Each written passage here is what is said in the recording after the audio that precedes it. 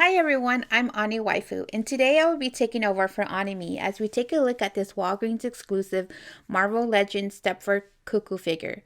Now, like the Walgreens exclusive Danny Moonstar figure, this figure requires you to buy 3 boxes of figures in order to complete the set.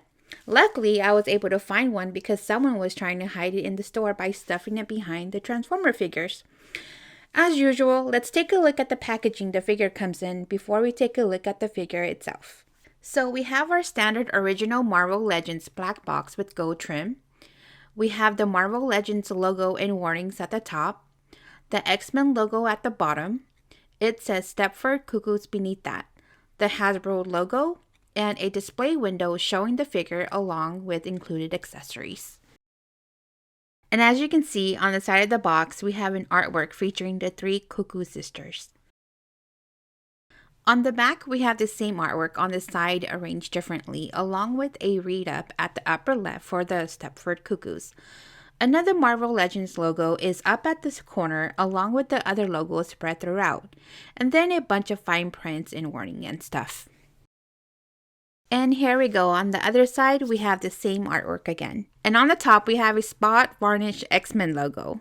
On the bottom is a ton of text in multiple languages and the usual barcode for this figure. With the figure out of the box, but still in the plastic, we have the 3 different heads aligned at the top, along with an extra set of fist hands in the cerebral helmet that came along with the Professor Xavier figure a while back. However, it doesn't include the effect for the helmet as it did with the Xavier figure. And here is one of the Cuckoo sister out of the box, and I think they're okay, I guess. So the Stepford Cuckoos are supposed to be clones of Emma Frost for those who didn't know. I think the figures are just okay, mainly because the face sculpt looks boring to me, and since they're all triplets, they share the same exact sculpt, just with different hairstyles. I don't think anything on the body sculpts are reused, but I do recognize those legs and the shoes from Gwenpool. The right hand also seems to be unique to me as it seems to be a different mold from the usual open finger hands. Overall, I like the body mold, but the head sculpts are disappointing. They just look bored, but maybe that's what they're supposed to look like since they are a bunch of cuckoos.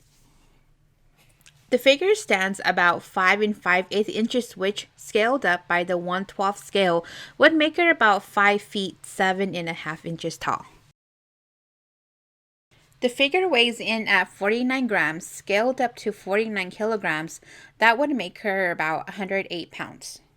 She comes with 2 effects, which we've seen before on figures like Scarlet Witch, Captain Marvel, and such. But they are done in a clear plastic, I'm guessing to simulate her diamond-like abilities. They basically wrap around a limb like her forearms and hands. She also comes with 2 fist hands, and the default hands are open finger hands. The right hand has the ring finger slightly bent forward like she's using it to touch her head or forehead when she uses her psychic powers. And of course she has other head sculpts with the same exact face sculpt. The black-haired version has a bob style hairdo and the red one has a more matted down version of the blonde hairdo. She also comes with the cerebral helmet, which still has the port on the back where you would plug in the psychic energy effect. Here's a close-up of the default blonde hairdo. My figure has a line right across the forehead that's kind of bothersome. You know, I don't think these head sculpts are bad or anything. I think the hairdos actually might be the thing that doesn't look great. They all seem too thick and undetailed, even though they have quite a bit of sculpt. As you can see, the blonde hair has some darker shades of orange and browns, along with the dirty blonde color. The ponytails do not articulate or anything. The red hairdo is longer and more wavy in the back. It also has some darker colors like the blonde hair did. The black bob hairdo is just a matte, flat black color throughout. The proportions on the figure work nicely since she is supposed to be a teenager. The jacket gives the figure a wider look than the body actually is. The skirt piece has a hidden split along the side to allow for extra mobility. The bow tie is a part of the torso mold. It's the only thing that is painted since the torso is just a solid white plastic. There are some button details on both the jacket and inside shirt. No shading or much painted apps throughout at all really. The skirt does have line patterns that are neatly done. The vest can be removed and underneath that is just a white torso. As you can see, it's actually quite a slim figure underneath. The legs are also molded in different sections, so no real painted apps or details. I personally feel as though the flesh tone legs make the articulation stand out a bit more than on the clothed figures, but hey, that's just me. Her head can bend down about this far, and from the side it looks like this. And this is how high her head can look up.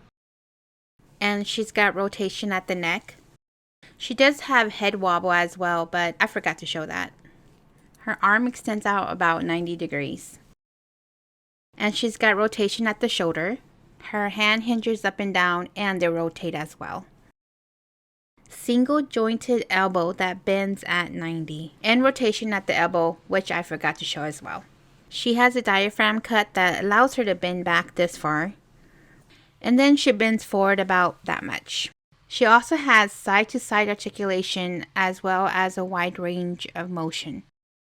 And she can do the split about this far.